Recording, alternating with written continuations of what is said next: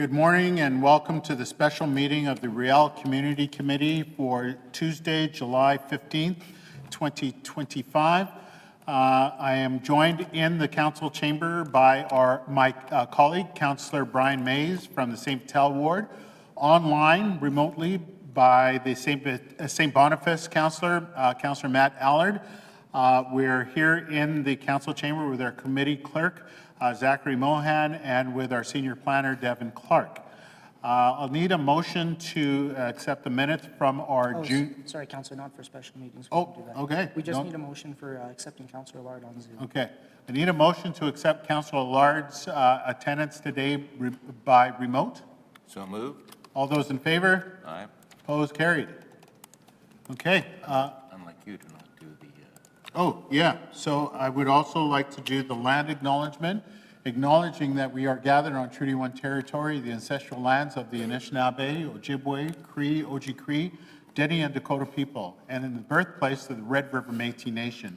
The water that we drink is sourced from Shoal Lake 40, located in Treaty 3 territory. I will now turn it over to our clerk. This is a hearing.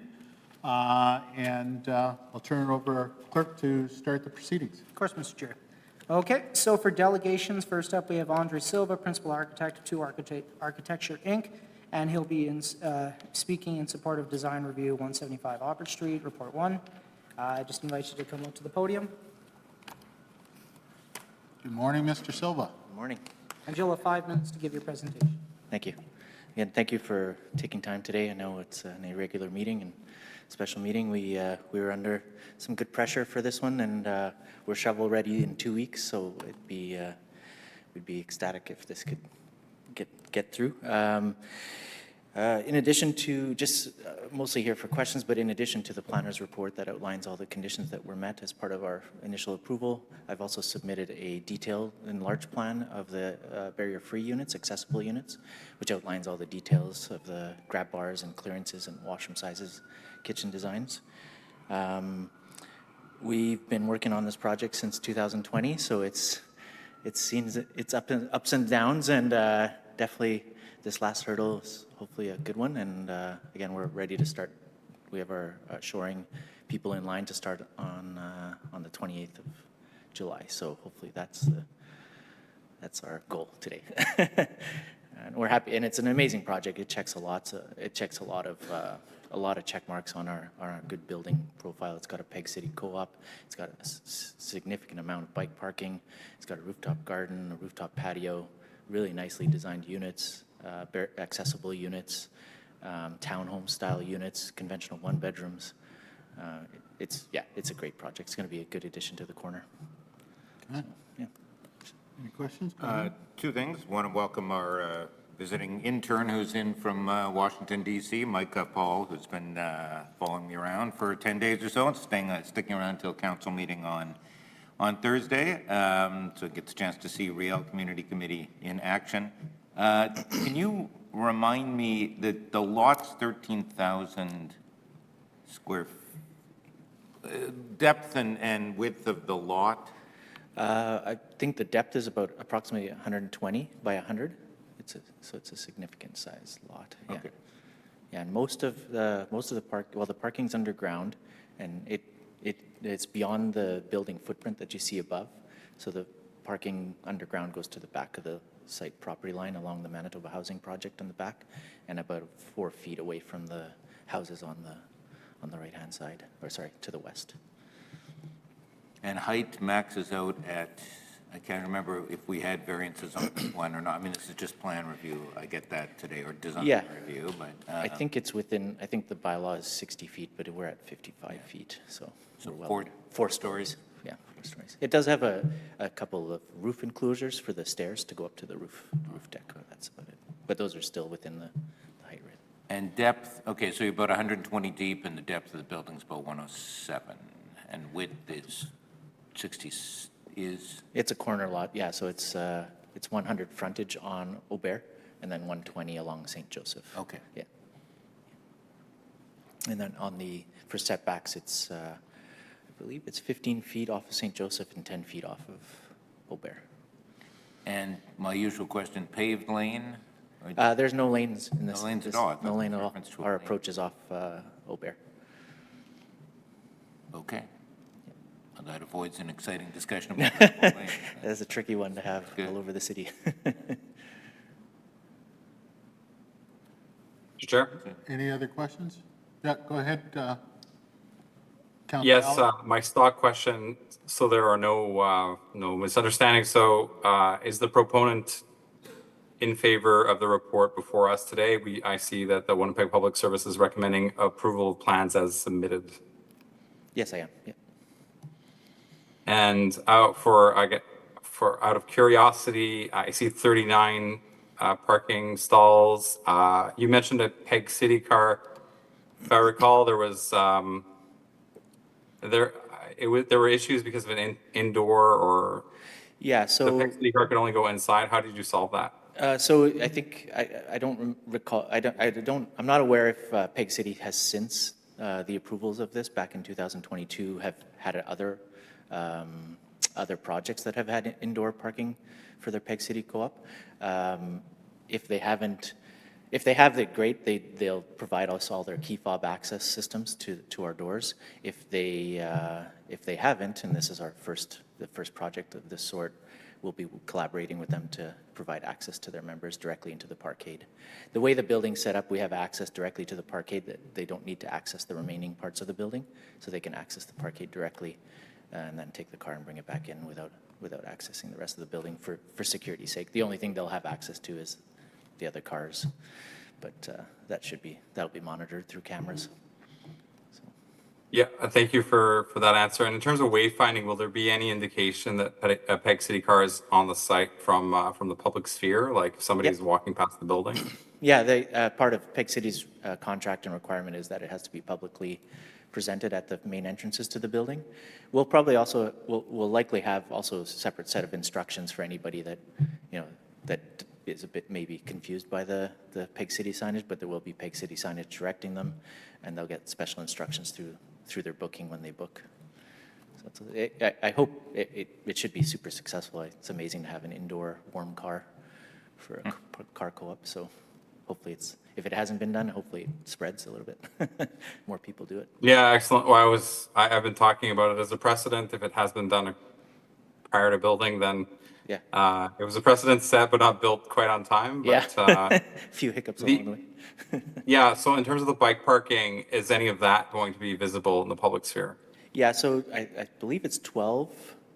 I'd have to check the report again, but I believe it's 12 that are surface enclosed parking, bike parking, which is just enclosed with a chain link or a type of fencing in an enclosure at the back northwest side of the site, directly at the stairwell to the parkade.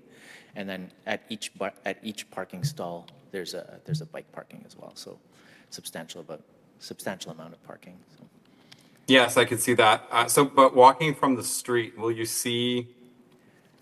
there be indication of bike parking, or will there be any bike parking stalls, like specifically that people can see when they're walking by? You can see it, so that if you can see the site plan in front of you, there's a stairwell in the northwest corner of the site. So that's visible via the setbacks on the building. So if you're walking along Aubert, you'll see the ramp, which will have a 42-inch high guardrail alongside of it. But behind that, you'll see the bike parking area. And then from walking on St. Joseph, we have a 15-foot setback on that side, so that you'll be able to see it all the way down there. There's no fencing along Aubert or St. Joseph, so you'll be able to directly see to the back. And the bikes are open. They're in a chain link fence. Excellent. I heard something, did you say a green roof or terrace or both? Yeah, we have a terrace on the roof, and part of the original approval was the garden. We're still working through some of that, but it will be, I know we also had discussed some regional vegetation. So there's a lot of good regional vegetation for Manitoba. We're lucky with that, so that rooftop garden is going to be nice. It's privately accessed though, it's not public. So it'll be a rooftop that's accessible to residents of the building? Yeah, exactly, yeah. Like, I know I'm getting specific, No, but that's okay. is the intent to have it accessible to all residents of the building, or Yeah, or only? all residents, yeah. There's All residents of the yeah, building. one stairwell goes directly up to that rooftop terrace. from the main floor all the way up. Okay, so it'll be an amenity available to all residents of the building. Yeah, exactly.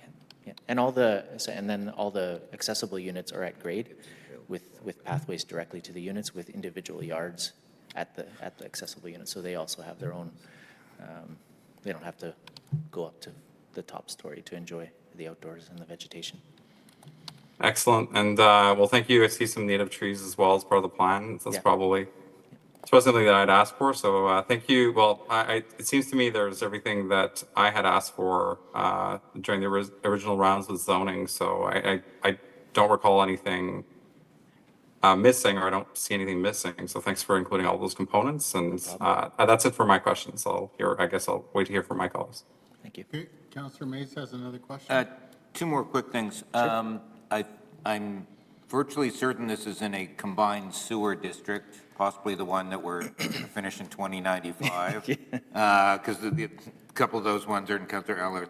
We hopefully will be ahead of that by half a century. But what did you do to get around happened? CSO issues? So it's an interesting site. It's got a split sewer coming out of the site, but it goes into a combined sewer down the road. So we found that combined sewer on Taché, and we've already done the pre-work to create the offset on Taché. That was done back in 2023, prior to our submissions. So we went ahead and can't remember, Barnes and Duncan coordinated it, but so we connected two. I don't know all the technicality, but we connected two of the lines on Taché, and that alleviated the burden on the combined sewer at our site.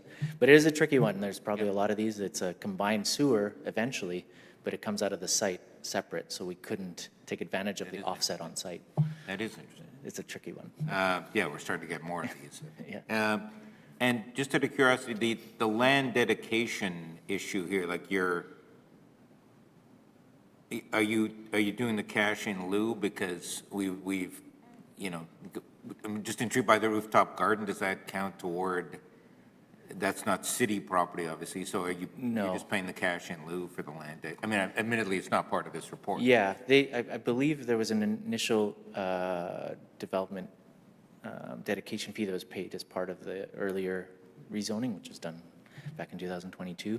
And I'm not sure, I don't know the breakdown of the permit, but there is a $30,000 chunk of the permit that's waiting to be paid, which I'm guessing part of that is Good, some sort of dedication. very good. Thank you. That's it for me. Okay, any other questions? Okay. Next, thank you, Mr. Yeah, Silva. thank you. On to the public service. Okay, Mr. Clark. Thank you. Nothing further to add. I think we've covered the details of the project and that they've satisfied all of the conditions on the zoning agreement and the variance application. The application aligns with the secondary plan. It aligns with Complete Communities 2.0, and it satisfies the conditions.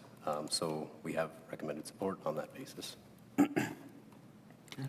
This isn't on a corridor or anywhere, but that's not No, an issue. Okay. no, just within the high-density policy area, the North St. Louis secondary plan. Okay, Colleagues, I'm ready to move a motion if you are. if you're ready, go ahead. Yes, so I move the Winnipeg Public Service recommendation. All those in favor? I Opposed, carried? And I'll move adjournment. Oh, that's it? Yeah, so moved. All those in favor? Aye. Aye. Opposed, carried. We stand adjourned.